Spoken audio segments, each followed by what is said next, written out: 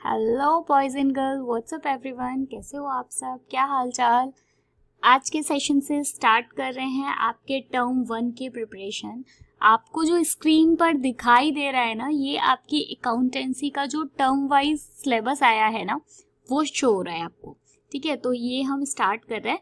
बस अब बिना किसी डिले किए हुए जुट जाते हैं अपनी पढ़ाई पे। हमें टर्म 1 में पूरे मार्क्स चाहिए। ठीक है, चलो ये मैं स्क्रीन नीचे कर रही हूँ, हम आ जाते हैं डिटेल्स पे। ओके, ये देखो, आप देखोगे यहाँ पे पार्ट 1 में जो यूनिट दी गई है अकाउंटिंग फॉर पार्टनरशिप फर्म, इसमें अगर आप टॉपिक्स की बात करोगे तो आपको पता चलेगा। जो फर्स्ट टॉपिक दिया हुआ है, state the meaning of partnership, partnership firm and partnership deed, आज हम ये कवर करेंगे। सेकेंड टॉपिक दिया गया है describe the characteristics feature of partnership and content the partnership deed, आज हम ये कवर करेंगे। नेक्स्ट दिया हुआ है discuss the significance of provision of partnership act in the absence of partnership deed, आज हम ये भी कवर करेंगे। और एक इसके नीचे दिया हुआ है differentiate between fixed and fluctuating capital, ये पूरा आज हम कवर करेंगे। तो मतलब आज ये वाले जो 4 दिए हुए हैं ना स्टार्टिंग के, इनको हम पूरा कवर करेंगे।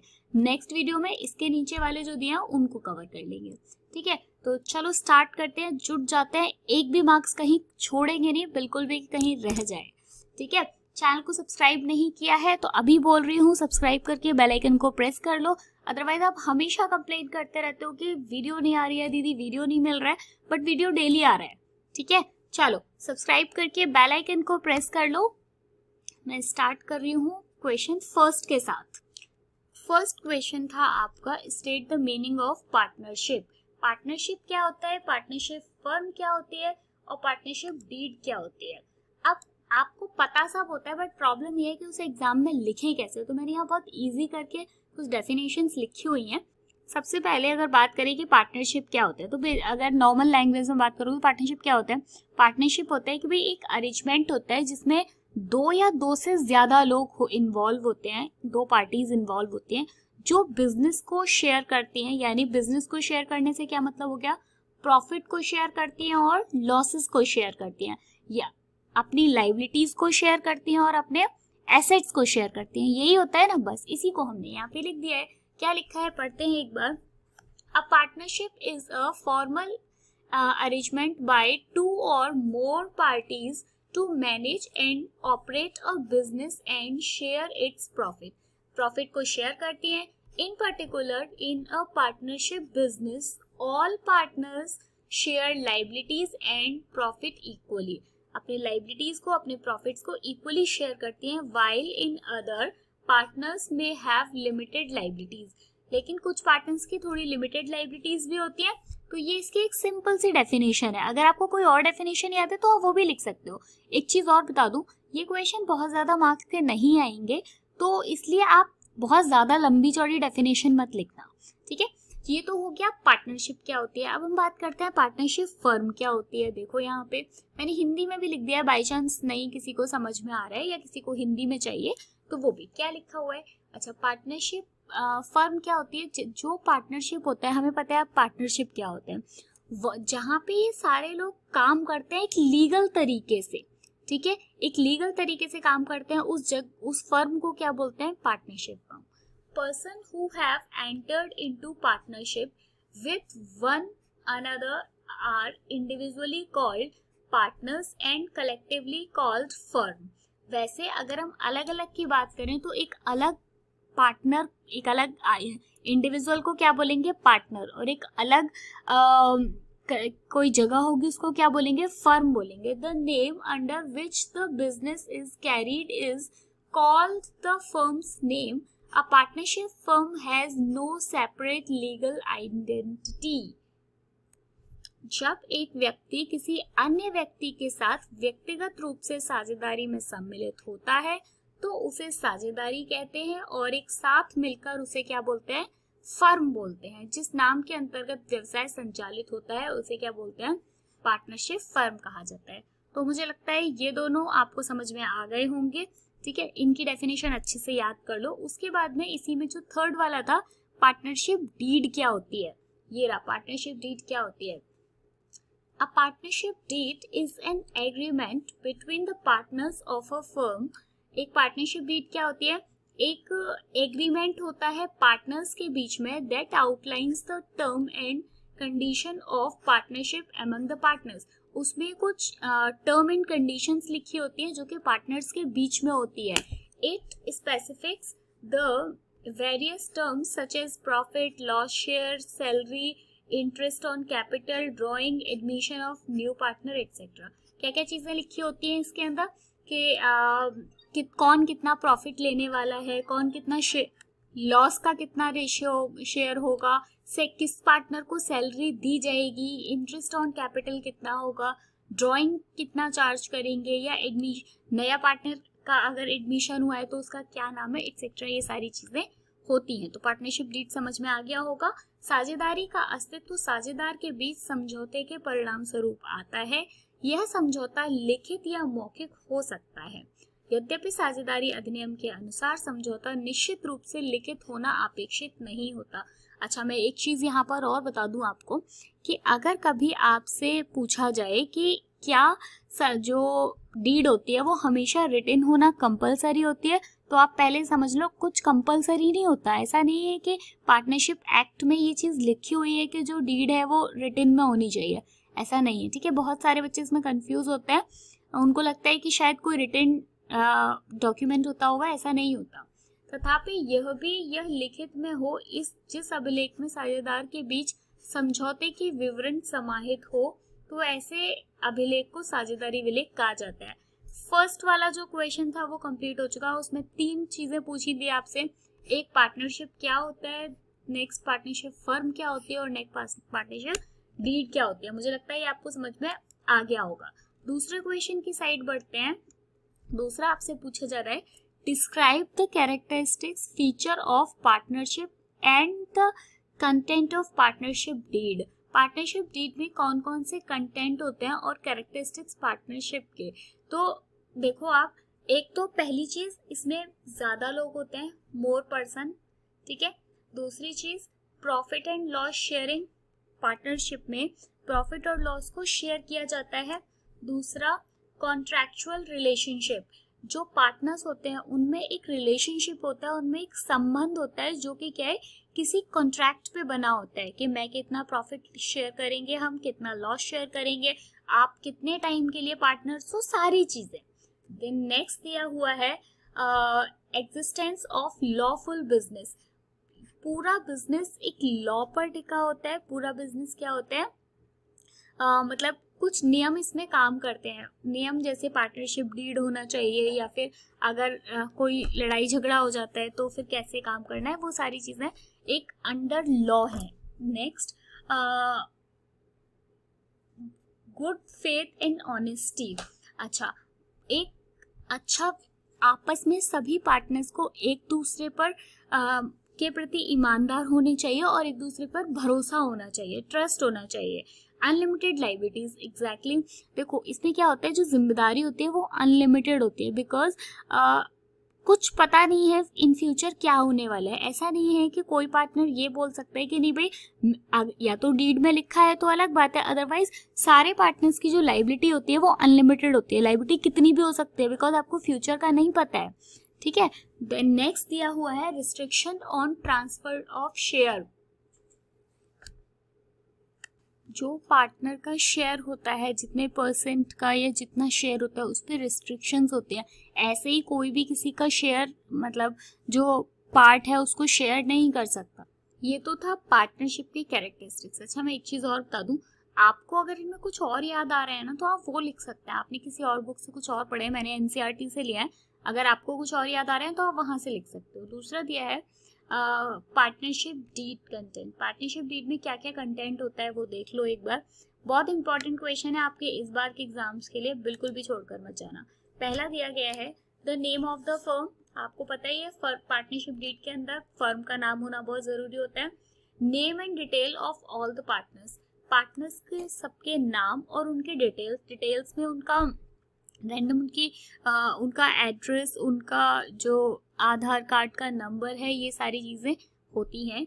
उसके बाद में नेक्स्ट दिया गया है नेक्स्ट पे है कि जिस दिन से आपका बिजनेस स्टार्ट हो रहा है, जिस दिन से फर्म स्टार्ट की जा रही है, वो डीड में लिखा होता है कि किस दिन से आपकी बिजनेस स्टार्ट हो रही है। जैसे आज स्टार्ट हो रही है तो आज लिखेगी 25/7/2021, ठीक है। उसके बाद duration of the firm existence, firm को आप कितने टाइम, जैसे कभी कभी ऐसा होता है कि किसी बिजनेस को इसीलिए स्टार्ट किया जा रहा है कि हमारा एक पर्टिकुलर एम है और हमें पता है कि वो पर्टिकुलर एम 3 साल में, या एक आपको कोई कॉन्ट्रैक्ट मिला जो आपको 5 साल में कंप्लीट करके देना है या 4 साल में कंप्लीट करके देना है, तो वो कि अगर मुझे पता है कि मुझे ये वाला काम सिर्फ 4 महीने में ख़त्म करके देना है, तो मेरा ये जो मेरी फर्म है ये भी केवल 4 साल के लिए, हम केवल 4 साल के लिए आपस में काम एक साथ कर रहे हैं पार्टनर्स, उसके बाद में नहीं करेंगे, तो वो डेट लिखी होनी चाहिए। Capital contribution by each partner, किस पार्टनर ने कितना कैपिटल कंट्रीब्यूट किया है। जब पार्टनर की एंट्री होती है तब पार्टनर क्या है, कुछ कैपिटल लेकर आता है, तो वो भी उसमें लिखा होता है कि किस पार्टनर ने कितना कैपिटल दिया है। नेक्स्ट दिया है profit and loss sharing ratio, partnership deed के अंदर ये लिखा होता है कि कौन सा पार्टनर कितना प्रॉफिट शेयर का जो उनका रेशियो होगा वो कितना होगा। Interest on capital payable to partners, interest on capital मतलब कौन पार्टनर कितना इंटरेस्ट ऑन कैपिटल मतलब वो करेगा, किसको कितना इंटरेस्ट ऑन कैपिटल मिलेगा। उसके बाद में नेक्स्ट है the extent of borrowing each partner can draw, कौन पार्टनर कितना पैसे उधार ले सकता है फर्म से। ऐसा होता है अगर किसी पार्टनर को पैसे की जरूरत होती है तो फर्म उसे उधार देती है, ये तो पता ही है ना आपको, हम इस टाइप की क्वेश्चंस भी कर चुके हैं, और फिर उसे फर्म को उस पर इंटरेस्ट देना होता है।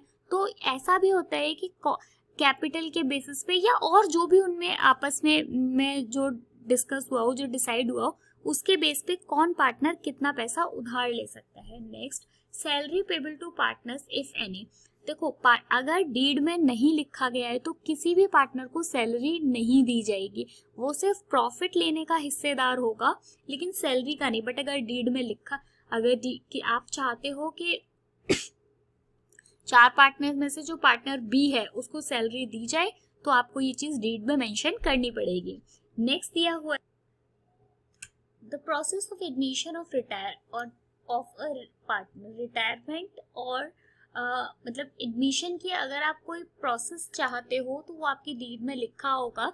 जैसे ये हो सकता है कि आपको मिनिमम इतना कैपिटल लेकर आना पड़ेगा, या आप इतने टाइम से पहले आप रिटायर नहीं हो सकते, या आपको केवल हम 45 की एज में रिटायर करना चाहते हैं, वो सारी चीज़ें आपकी डीड में मेंशन होंगी। उसके बाद में नेक्स्ट दिया हुआ the method use for calculating goodwill, goodwill को कैसे कैलकुलेट किया जाएगा उसका मेथड भी लिखा होगा डीड में। नेक्स्ट दिया है preparation of accounts of the firm, आप अकाउंट्स कैसे मेंटेन करोगे अपनी फर्म के, वो भी डीड में लिखा होगा। अच्छा नेक्स्ट है the mode of settlement of dues. Okay इसमें क्या है, नेक्स्ट वाला आपको दिया हुआ है अगर किसी पार्टनर की उस बीच में डेथ हो जाती है तो जो भी उसके ड्यूज होंगे आप उनको कैसे सेटल करोगे।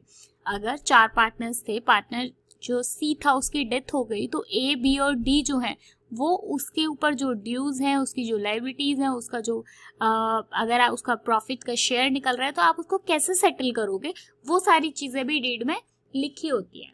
नेक्स्ट दिया गया है the process follow in case dispute arise between partners, अगर जब पार्टनर के बीच में कुछ डिस्प्यूट्स होता है, मतलब कभी ऐसा होता है कि पार्टनर्स में आपस में किसी बात से लड़ाई झगड़े हो रहे हैं तो हमें उसे कैसे सॉर्ट आउट करना है, कैसे हमें उन्हें सॉल्व करना है, विवादों को हम कैसे निपटाएंगे, वो सारी चीजें इसमें लिखी होती हैं।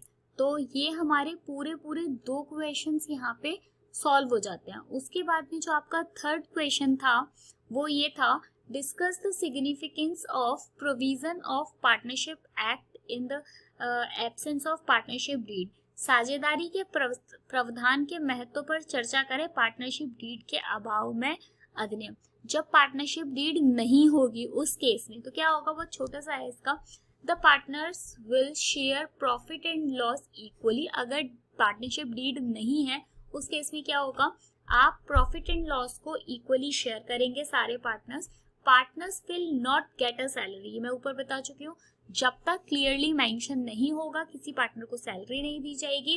Partners will get 6% per annum interest on loan to the firm if they mutually agree. अगर सारे एक साथ तैयार हैं, सारे म्यूचुअली एग्री कर रहे हैं, तो उस केस में 6% पर एनम के हिसाब से इंटरेस्ट ऑन लोन फर्म पे करेगी उनको। ठीक है, चलो इसके बाद में एक आज का एक लास्ट क्वेश्चन है यहाँ पे, difference between fixed and fluctuating capital, जो कि आज के सेशन का लास्ट क्वेश्चन है। इन क्वेश्चंस को याद से कर लेना, वीडियो को सेव करके रख लो, दोस्तों के साथ शेयर कर लो, क्योंकि ये वो क्वेश्चंस हैं जो मतलब यही क्वेश्चंस आने वाले हैं। अब तो सीबीएसई ने तो आपको थमा ही दिया है सिलेबस, है ना।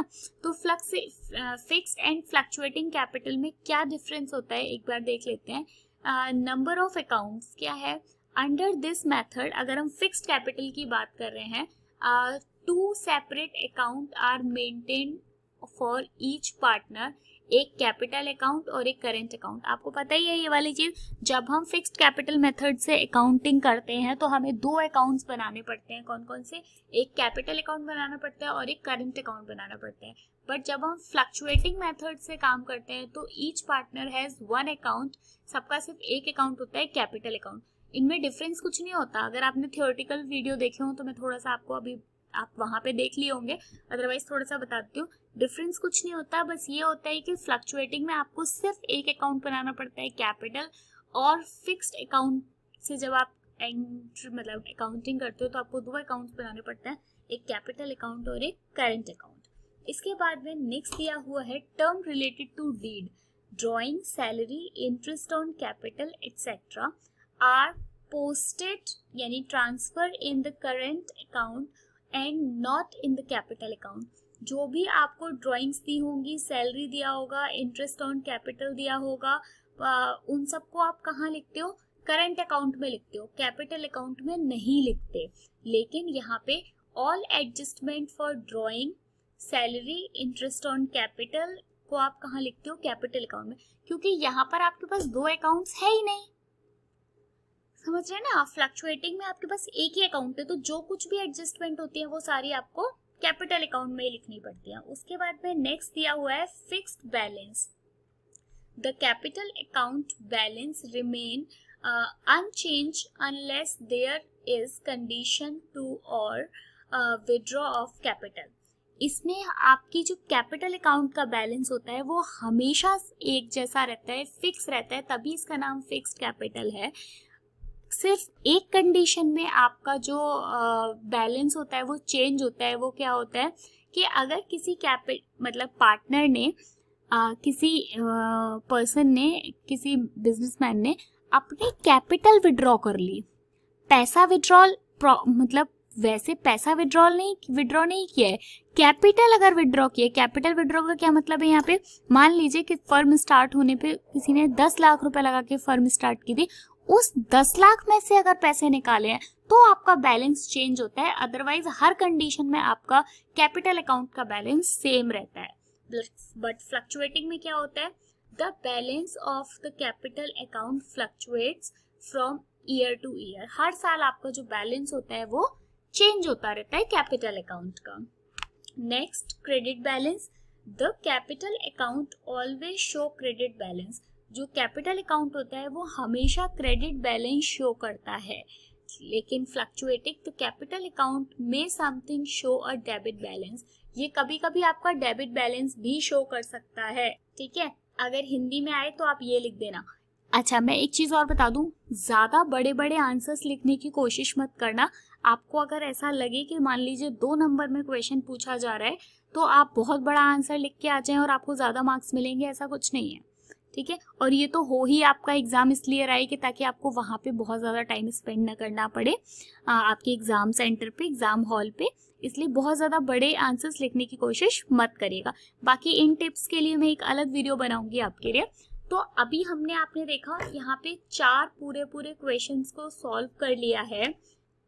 मैं एक बार आपको दिखा देती हूँ देखो यस, ये मैंने दूसरी टैब खोल के रखे हुए, यहाँ पे हमने ये वाले सॉल्व कर लिए हैं आज, फर्स्ट, सेकंड, थर्ड और fourth, this one, this one, this one और दिस वन। ठीक है, इसके आगे वाले जो है उनको हम कल सॉल्व करेंगे। ऐसे ही हम धीरे धीरे करके बिजनेस का, इकोनॉमिक्स का, मैंने आपसे कहा है इनकी गारंटी मैं ले रही हूँ, आप मुझ पर छोड़ दीजिए। तो आपको इनके लिए अब बिल्कुल परेशान होने की ज़रूरत नहीं है। मुझे कमेंट में बताना आपकी तैयारी कैसी चल रही है, चल भी रही है या नहीं चल रही है। अगर अभी भी शुरू नहीं किया तो शुरू करो, प्लेलिस्ट को फॉलो कर लो। तब तक के लिए bye, thank you so much, हम कल मिलेंगे। All the best for your exams, bye bye.